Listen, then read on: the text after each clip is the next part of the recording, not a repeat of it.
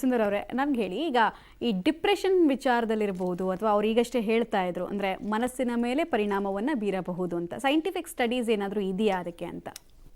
ಖಂಡಿತವಾಗಿಯೂ ಈ ಚಂದ್ರ ಮನಸ್ಸಿನ ಮೇಲೆ ಪ್ರಭಾವ ಬೀರಬಹುದು ಅನ್ನೋ ಒಂದು ಪರಿಕಲ್ಪನೆ ಕೇವಲ ಭಾರತೀಯದ್ದಲ್ಲ. ಬೇರೆ ಬೇರೆ ಈಗಾಗಲೇ ಸಿವಿಲೈಸೇಷನ್ಸ್ ನಾವೇನು ಹೇಳಿದ್ವಿ ಅದರಲ್ಲೂ ಒಂದಷ್ಟು ಆಗಿನ ಸಿವಿಲೈಸೇಷನ್ಸ್ನವರು ಮೆನ್ಷನ್ ಮಾಡಿರೋ ಕಾರಣಕ್ಕೆ ಭಾರತೀಯರಲ್ಲದೇ ಇರತಕ್ಕಂಥ ವಿಜ್ಞಾನಿಗಳು ಸಹ, ಭಾರತದ ವಿಜ್ಞಾನಿಗಳು ಸಹ, ವಿಜ್ಞಾನಿಗಳು ಅಂದ್ರೆ ನಾನು ಬರೀ ಸೈನ್ಸ್ ಅಂತಲ್ಲ, ವೈದ್ಯಕೀಯ ಕ್ಷೇತ್ರದವರು, ಸೈಕಾಲಜಿಸ್ಟು, ಸೈಕಿಯಾಟ್ರಿಸ್ಟು, ತದನಂತರದಲ್ಲಿ ನ್ಯೂರಾಲಜಿಸ್ಟು, ಹೀಗೆ ಬೇರೆ ಬೇರೆ ವೈದ್ಯಕೀಯ ಕ್ಷೇತ್ರ ಮತ್ತು ವಿಜ್ಞಾನದ ಕ್ಷೇತ್ರ ಅಂದರೆ ಎಲೆಕ್ಟ್ರಾನಿಕ್ಸ್ ಆಗಿರ್ಬೋದು, ಫಿಸಿಕ್ಸ್ ಆಗಿರ್ಬೋದು, ಇಂಥ ಬೇರೆ ಬೇರೆ ಕ್ಷೇತ್ರದ ವಿಜ್ಞಾನಿಗಳು ಒಂದಷ್ಟು ಅಧ್ಯಯನ ಮಾಡಿದ್ದಾರೆ. ಆ ಅಧ್ಯಯನದಲ್ಲಿ ಇನ್ಫ್ಯಾಕ್ಟ್ ನಾನು ಅದನ್ನು ಬರ್ಕೊಂಡು ಬಂದಿದ್ದೀನಿ, ಒಂದೇ ಒಂದು ನಿಮಿಷ. ಫಿಸಿಯೋಲಾಜಿಕಲ್ ಬುಲೆಟಿನ್ ಅಂತ ಒಂದು ಪತ್ರಿಕೆ ಇದೆ. ಪತ್ರಿಕೆ ಅಂದರೆ ವೈಜ್ಞಾನಿಕವಾದಂಥ ಪತ್ರಿಕೆ, ಲ್ಯಾನ್ಸೆಟ್ ರೀತಿನಾ? Medical journal? Medical journal. So physiological bulletin ಅಂತ, ಅಲ್ಲಿ ಸುಮಾರು 37 ಸ್ಟಡಿಗಳನ್ನು ಪಬ್ಲಿಷ್ ಮಾಡಿದ್ದಾರೆ ಬೇರೆ ಬೇರೆ ಕಾಲಮಾನದಲ್ಲಿ, ವೈಜ್ಞಾನಿಕವಾಗಿ ಮಾಡಿರ್ತಕ್ಕಂಥ ಪ್ರಯೋಗಗಳು. ಈ ಪ್ರಯೋಗಗಳು ಏನೆಲ್ಲ ಅಧ್ಯಯನ ಮಾಡಿದೆ ಅಂದರೆ, ಚಂದ್ರನ ಒಂದು ಪ್ರಭಾವ, ಚಂದ್ರ ಬೇರೆ ಬೇರೆ ಒಂದು ಏನು ನಾವು ಫೇಸಸ್ ಅಂತ ಕರಿತೀವಿ, ಅಂದರೆ ಕ್ರೆಸೆಂಟ್ ಆಗಿರ್ಬೋದು, ಫುಲ್ ಮೂನ್, ನ್ಯೂ ಮೂನ್, ಹೀಗೆ ಬೇರೆ ಬೇರೆ ಫೇಸಸ್ನಲ್ಲಿ, ಲೂನಾರ್ ಫೇಸಸ್ನಲ್ಲಿ ಮತ್ತೆ ಗ್ರಹಣದ ಸಮಯದಲ್ಲೂ ಸಹ ಮನಸ್ಸಿನ ಮೇಲೆ ಆಗ್ತಕ್ಕಂಥ ಪ್ರಭಾವ ಏನಾದ್ರು ಇದೆಯಾ, ಬುದ್ಧಿಶಕ್ತಿಯ ಮೇಲೆ ಆಗ್ತಕ್ಕಂಥ ಪ್ರಭಾವ ಏನಾದ್ರು ಇದೆಯಾ. ತದನಂತರದಲ್ಲಿ US ನಲ್ಲಿ, ನಾವು US ಅಷ್ಟು ಮುಂದುವರೆದಿದೆ ಅಂತ ಭಾವಿಸ್ತೀವಿ, US ನಲ್ಲೂ ಸಾಕಷ್ಟು ಮೌಢ್ಯಗಳಿದೆ, ಅದು ಬೇರೆ ವಿಚಾರ.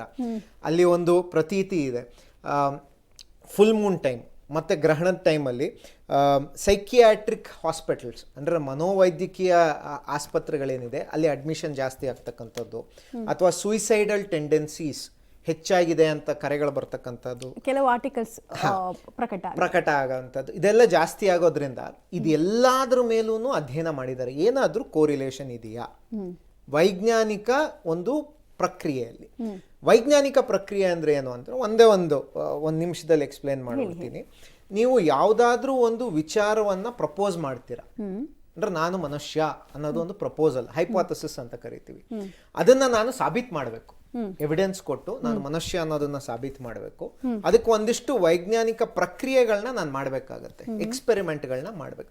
ಎಕ್ಸ್ಪೆರಿಮೆಂಟ್ಗಳನ್ನ ಮಾಡಿ ನಾನು ಹೇಳಬೇಕಾಗತ್ತೆ ನಾನೊಬ್ಬ ಮನುಷ್ಯ ಅಂತ. ಅದೇ ಎಕ್ಸ್ಪೆರಿಮೆಂಟ್ನ ಬೇರೆಯವರು ಬೇರೆ ಪ್ರದೇಶದಲ್ಲಿ ನಾನು ಹೇಳಿದ ರೀತಿಯಲ್ಲೇ ಮಾಡಿ ಅವ್ರಿಗೂ ಅದೇ ಉತ್ತರಗಳು ಸಿಕ್ಕಲ್ಲಿ ಅವಾಗ ಅವರು ಒಪ್ತಾರೆ ನಾನು ಮನುಷ್ಯ ಅಂತ. ವಿಜ್ಞಾನದ ಪ್ರಕ್ರಿಯೆ. ಒಂದು ವೇಳೆ ಅವರಿಗೆ ವಿಪರೀತವಾದಂಥ ಒಂದು ಉತ್ತರಗಳು ಸಿಕ್ತು, ಅವಾಗ ನನ್ನನ್ನು ಪ್ರಶ್ನಿಸ್ಬೋದು, ಅವರು ಮಾಡಿರ್ತಕ್ಕಂಥ ಒಂದು ಪ್ರಯೋಗವನ್ನೇ ಮರು ಪ್ರಶ್ನಿಸ್ಕೊಂಡು ಮತ್ತೆ ಮಾಡೋ ಅಂಥ ಸಾಧ್ಯತೆ. ಅವಾಗ ಉತ್ತರಗಳು ಏನು ಬರುತ್ತೋ ಅದರ ಅಧ್ಯಯನ ಆಗಬೇಕು.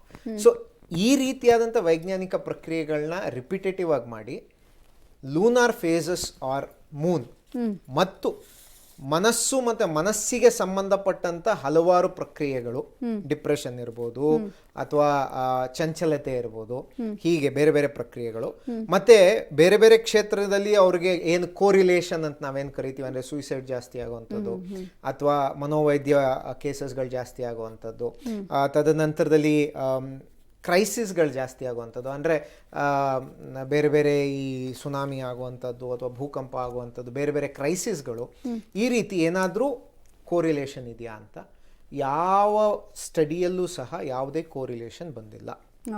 37 ಪೇಪರ್ಗಳು ಈಗಾಗಲೇ ಪ್ರಕಟವಾಗಿದೆ, ಬೇರೆ ಬೇರೆ ಕಾಲಮಾನದಲ್ಲಿ, ಒಂದು ದಿವಸ ಮಾಡಿರೋದು, ಒಂದು ವರ್ಷದಲ್ಲಿ ಮಾಡಿರ್ತಕ್ಕಂಥದ್ದಲ್ಲ, ಬಹಳ ವರ್ಷಗಳಲ್ಲಿ ಮಾಡಿರ್ತಕ್ಕಂಥದ್ದು. ಬಹುತೇಕವಾಗಿರ್ತಕ್ಕಂಥ ಸೈಂಟಿಫಿಕ್ ಪೇಪರ್ಗಳು ಫಿಸಿಯೋಲಾಜಿಕಲ್ ಬುಲೆಟಿನ್ ಅನ್ನೋ ಒಂದು ಜರ್ನಲ್ನಲ್ಲಿ ಪಬ್ಲಿಷ್ ಆಗಿದೆ. ಗೂಗಲ್ ಯಾರಾದರೂ ಮಾಡ್ಬೋದು, ಆಸಕ್ತಿ ಇರೋರು, ಸಿಗುತ್ತೆ, ಒಂದಿಷ್ಟುದ್ದ ಪಟ್ಟಿ ಸಿಗುತ್ತೆ. ಒಂದೊಂದು ಪೇಪರು 7, 8, 10 ಪೇಜ್ ಅಷ್ಟಿದೆ. ನಾನು 1-2 ಓದೇನೆ, ಇಲ್ಲ ಇದು ಬೇಡ, ಇದು ಬೇರೆ ದಿವಸ ಓದ್ಕೊಳ್ಳೋಣ ಅಂತ ಹೇಳಿ ಮುಚ್ಚಿಬಿಟ್ಟೆ ಅದನ್ನು. ತಾತ್ಪರ್ಯ ಇಷ್ಟೇ, ವೈಜ್ಞಾನಿಕ ದೃಷ್ಟಿಕೋನದಲ್ಲಿ ಯಾವುದೇ ಒಂದು ಸಾಬೀತಾಗಿಲ್ಲ. ಹಾಗಾಗಿ ಯಾವುದೇ ಒಂದು ಟೆನ್ಷನ್ ಮಾಡ್ಕೊಳ್ಳೋದು ಅಥವಾ ಈ ಸಮಯದಲ್ಲೇ, ಅಂದರೆ ನಾನು ಗ್ರಹಣ ಕಾಲದಲ್ಲಿ ಮಾತ್ರ ಅಲ್ಲ, ಅಮಾವಾಸ್ಯೆ ಹುಣ್ಣಿಮೆಗೂ ನಮ್ಮಲ್ಲಿ ಒಂದು ಮಾತಿದೆ, ಹುಚ್ಚು ಹೆಚ್ಚಾಗುತ್ತೆ ಅಂತ ಹೇಳ್ತಾರೆ, ಅದಾಗಿರ್ಬೋದು. ಈ ರೀತಿ ಯಾವುದೂ ಸೈಂಟಿಫಿಕಲಿ ಪ್ರೂವ್ ಆಗಿಲ್ಲ. ಅದೊಂದೇ ಅಲ್ಲ, ಜಸ್ಟ್ ಲಾಸ್ಟ್ ಪಾಯಿಂಟ್ ಆ್ಯಡ್ ಮಾಡಿಬಿಡ್ತೀನಿ. ಪ್ರೆಗ್ನೆನ್ಸಿ ವಿಚಾರವಾಗಿ ಗರ್ಭಿಣಿಯ ಸ್ತ್ರೀಗಳಿಗೆ ಈ ಒಂದು ಎಕ್ಲಿಪ್ಸ್ ಟೈಮಲ್ಲಿ ಆಗಿರ್ಬೋದು ಅಥವಾ ಲೂನಾರ್ ಫೇಸಸ್ಸಿಂದ ಆಗಿರ್ಬೋದು ಯಾವುದೇ ವ್ಯತ್ಯಾಸ ಆಗಿದೆ ಅನ್ನುವ ಸಾಬೀತಾಗಿಲ್ಲ. ಅದಕ್ಕೂ ವೈಜ್ಞಾನಿಕ ಸ್ಟಡಿಗಳು ನಡೆದಿದೆ. American journal of obstetrics and gynaecology ಅಂತ ಒಂದು ಜರ್ನಲ್ ಇದೆ, ಅದರಲ್ಲಿ ಸುಮಾರು 2-3 ಪೇಪರ್ಗಳು ಪಬ್ಲಿಷ್ ಆಗಿದೆ ಈ ವಿಚಾರವಾಗಿ. Lunar cycle, lunar phases and pregnancy correlation, ಯಾವುದರಲ್ಲೂ ಸಹ ಯಾವುದೇ ಸಂಬಂಧ ಇದೆ ಅಂತ ಸಾಬೀತಾಗಿಲ್ಲ ವೈಜ್ಞಾನಿಕ ಪ್ರಕ್ರಿಯೆಯಲ್ಲಿ. ಇವಾಗ ನಾಳೆ ದಿವಸ ನಾನು ನೀವು ಕೂಡ ಇಲ್ಲಿ ಒಂದು ಲ್ಯಾಬ್ ಇಟ್ಕೊಂಡು ಅವ್ರೇನು ಮಾಡಿದ್ದಾರೆ ಅದನ್ನೇ ರಿಪೀಟ್ ಮಾಡ್ತೀನಿ ಅಂತ ಮಾಡಿ, ಒಂದು ವೇಳೆ ಅವ್ರಿಗಿಲ್ಲ ಅಂತ ಬಂದು ನನಗಿದೆ ಅಂತ ಬಂದ ಅಂದರೆ ನಾನು ಅವ್ರನ್ನ ಪ್ರಶ್ನಿಸ್ಬೋದು, ಅವರು ನನ್ನನ್ನು ಪ್ರಶ್ನಿಸಿ ಮರು ತನಿಖೆ ಮಾಡಿ ಉತ್ತರವನ್ನು ಕಂಡುಕೋಬೋದು. ಇಲ್ಲ ನನಗೂ ಅದೇ ಬಂತು ಅಂದರೆ ನಾನು ಹೇಳ್ತೀನಿ ಅವ್ರು ಸರಿಯಾಗಿ ಮಾಡಿದಾರಪ್ಪ, ಇದು ನಮ್ಮ ಉತ್ತರ ಅಂತ ನಾವು ಹೇಳ್ತೀವಿ. ಅಲ್ಲ, ಹಾಗಾದರೆ ನಿಮ್ಮ ಒಂದು ಅನಿಸಿಕೆ ಅಭಿಪ್ರಾಯವನ್ನು ನಾವು ಲೆಕ್ಕಾಚಾರವನ್ನು ಮಾಡಿದಾಗ ಇತ್ತೀಚೆಗೆ ಗ್ರಹಣದ ಆಜುಬಾಜುಗಳಲ್ಲಿ ನಡೀತಕ್ಕಂಥ ಅವಘಡಗಳು ಸುಳ್ಳ? ಅಗೇನ್, ವೈಜ್ಞಾನಿಕ ದೃಷ್ಟಿಕೋನದಲ್ಲಿ ಗ್ರಹಣದ ಆಜುಬಾಜು ಮಾತ್ರವೇ ಪ್ರಕೃತಿ ವಿಕೋಪ ನಡೆದಿದೆ ಅನ್ನುವ ಪ್ರಾಬಬಿಲಿಟಿ, ಏಕೆಂದರೆ ಇದು ಹಿಂದಿನ ಒಂದು ಕಾರ್ಯಕ್ರಮದಲ್ಲಿ ಅವ್ರು ಕೇಳಿದ್ರು ಅಂತ ನಾನು ಹೋಗಿ ಲೆಕ್ಕಾಚಾರ ಹಾಕಿದೆ, ಸುಮಾರು 1%ರಿಂದ 2%ವರೆಗೂ ಮಾತ್ರನೇ ಇರೋದು. ಬೇರೆ ಸಮಯದಲ್ಲಿ ಸಹಜವಾಗಿ ಅವಘಡಗಳು ನಡೆದಿರೋ ಅಂಥದ್ದು ಇನ್ನು 96ರಿಂದ 98% ನನಗೆ ದಾಖಲಾತಿ ಆಗಿರೋದು ವೈಜ್ಞಾನಿಕವಾಗಿ. ಅಂದರೆ ನ್ಯೂಸ್ ಪೇಪರ್ ಆಗಿರ್ಬೋದು ಅಥವಾ ಯಾವುದೋ ಇವಾಗ ಸುನಾಮಿ ಅಥವಾ ಅರ್ಥಕ್ವೇಕ್ಗಳು ತೊಗೊಂಡ ಅಂದರೆ ನಾಸಾದ ಒಂದು ವೆಬ್ಸೈಟ್ ಇದೆ, ಮತ್ತು ಇಂಡಿಯನ್ ವೆಬ್ಸೈಟ್ಗಳಿವೆ.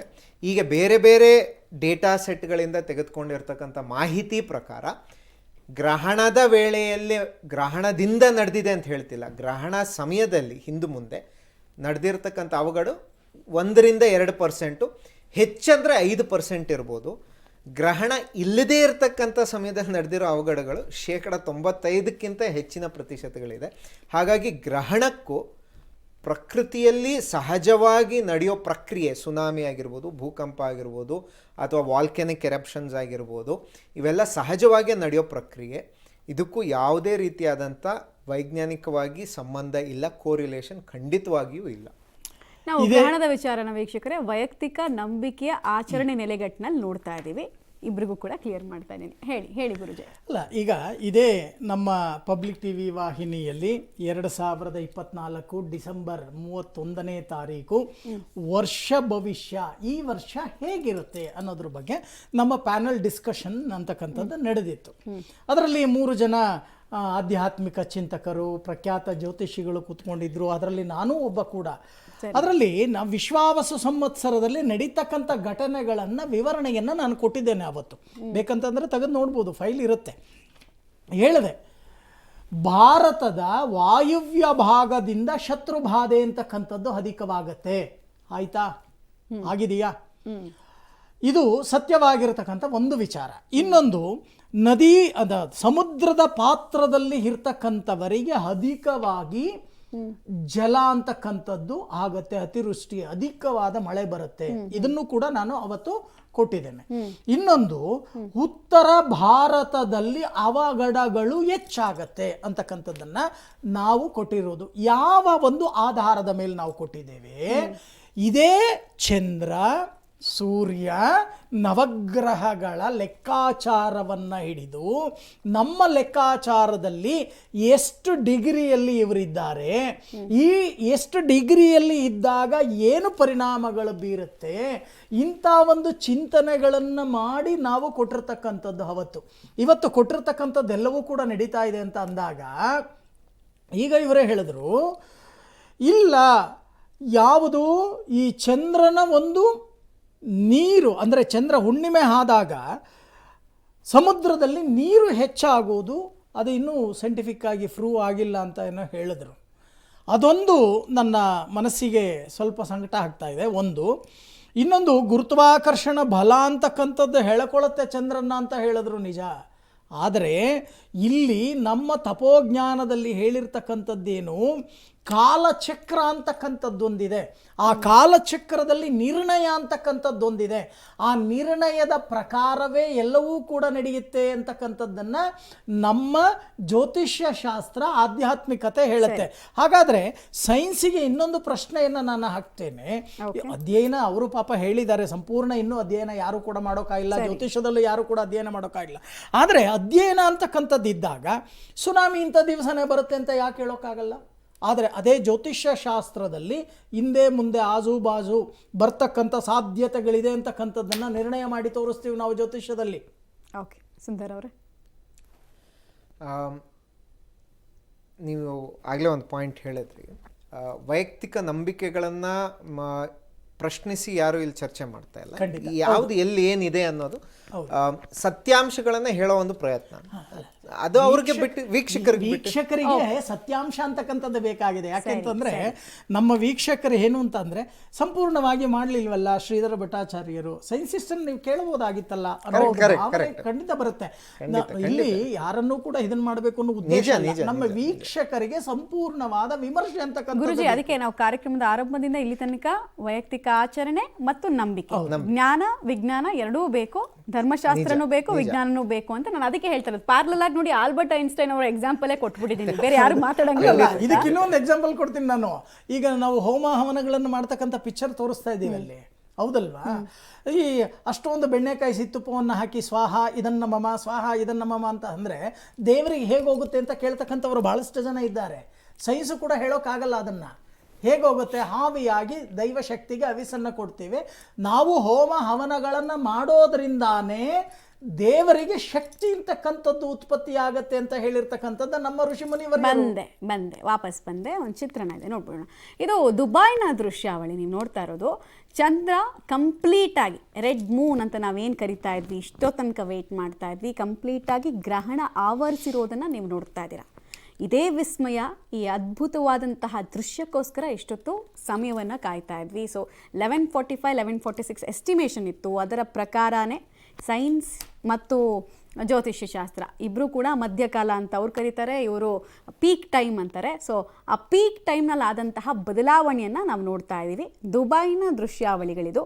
ಜಗತ್ತಿನಲ್ಲಿ ಏಕಕಾಲಕ್ಕೆ ಬೇರೆ ಬೇರೆ ರೀತಿಯಲ್ಲಿ ಚಂದ್ರ ಗೋಚರಿಸ್ತಾನೆ. ಕಾರಣ ಆ ಟೈಮ್ನ ವ್ಯತ್ಯಾಸ ಇರೋದ್ರಿಂದ ಎಲ್ಲಿ ನಮಗಿಂತ 2 ಗಂಟೆ ಮುಂದೆ ಇರ್ತಾರೆ, ಅಲ್ಲಿ ಆಲ್ರೆಡಿ ಚಂದ್ರಗ್ರಹಣದ ಮ್ಯಾಕ್ಸಿಮಮ್ ಎಫೆಕ್ಟ್ ಅಥವಾ ಪೀಕ್ ಇಂಟೆನ್ಸಿಟಿ ಅಂತ ನಾವೇನು ಕರಿತೀವಿ ಅದನ್ನು ತಲುಪಲಾಗಿದೆ. ಚಂದ್ರನ ಬಣ್ಣ ಕಂಪ್ಲೀಟಾಗಿ ಕೆಂಪು ವರ್ಣಕ್ಕೆ ಅಥವಾ ಹಿತ್ತಾಳೆ, ತಾಮ್ರ ಮಿಶ್ರಿತ ಅಂತ ಕರಿಬೋದು.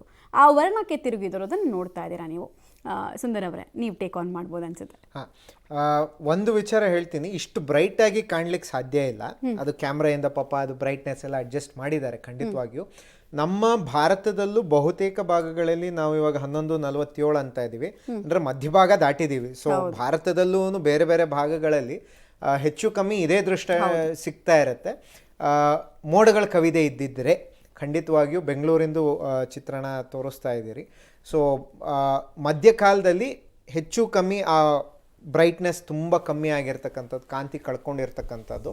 ಮತ್ತು ಕೆಂಪು ವರ್ಣ, ಅದು ಯಾಕೆ ಸ್ಕ್ಯಾಟ್ರಿಂಗಿಂದ ಬಿಳಿ ಬೆಳಕು ಭೂಮಿಯ ಒಂದು ವಾಯುಮಂಡಲದಿಂದ ಸ್ಕ್ಯಾಟರ್ ಆಗಿ ಕೆಂಪು ಬಣ್ಣ ಹೆಚ್ಚಾಗಿ ಉಳಿದು ಚಂದ್ರನ ಮೇಲ್ಮೈ ಬೀಳ್ತಾ ಇರೋದ್ರಿಂದ, ಅದ್ರ ಇಂಟೆನ್ಸಿಟಿ ಹೆಚ್ಚಾಗಿರೋದ್ರಿಂದ ಕೆಂಪು ಬಣ್ಣ ಕಾಣಲಿಕ್ಕೆ ಸಿಗ್ತಾ ಇದೆ.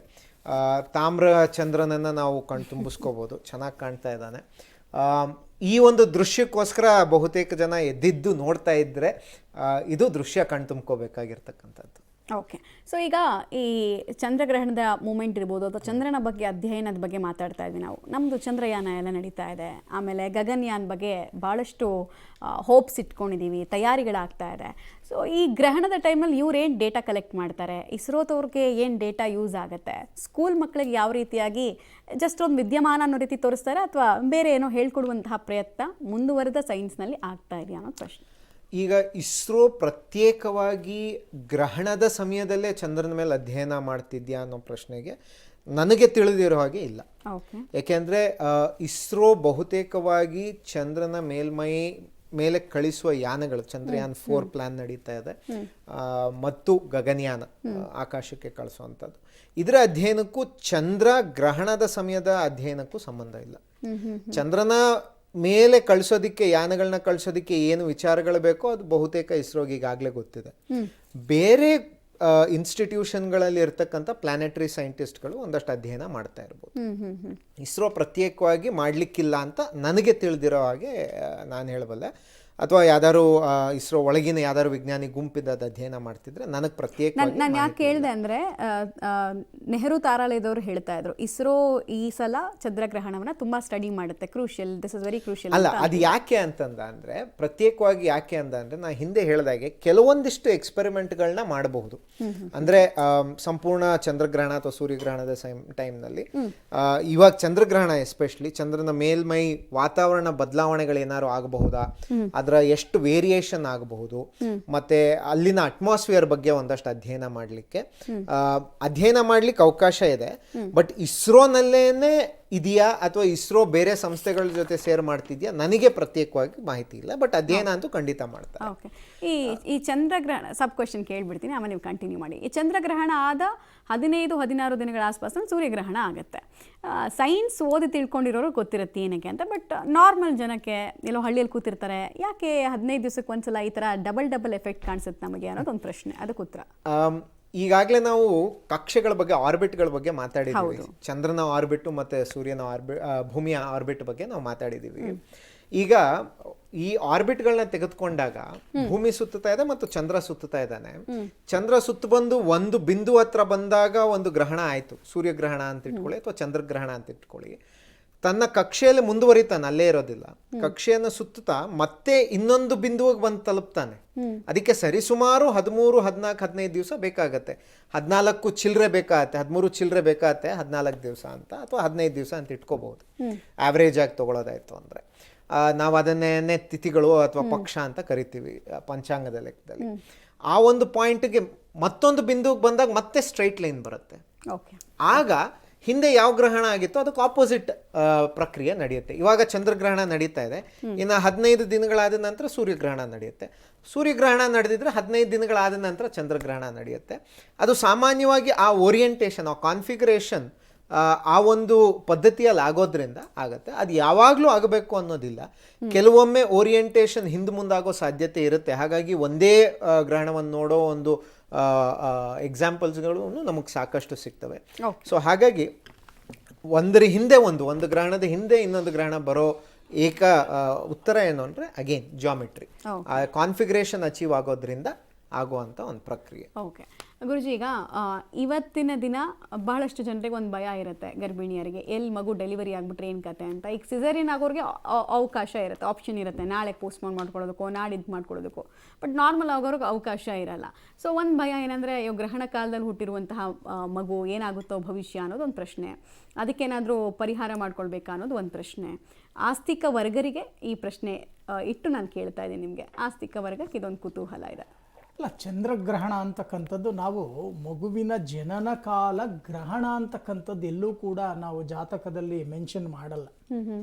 ಯಾಕೆಂದರೆ ಒಂದು ಜಾತಕವನ್ನು ಬರಿತಕ್ಕಂಥ ಸಮಯದಲ್ಲಿ ನಾವು ಹೇಳ್ತೇವೆ ಜನನೀ ಜನ್ಮ ಸೌಖ್ಯಾನಾಂ ವರ್ಧದಿ ಕುಲ ಸಂಪದ ಪದವಿ ಪೂರ್ವ ಪುಣ್ಯಾನಾಂ ಲಿಖ್ಯತೆ ಜನ್ಮ ಪತ್ರಿಕಾ. ಅದರಲ್ಲಿ ಮಂತ್ರದ ಅರ್ಥನೇ ಇದೆ.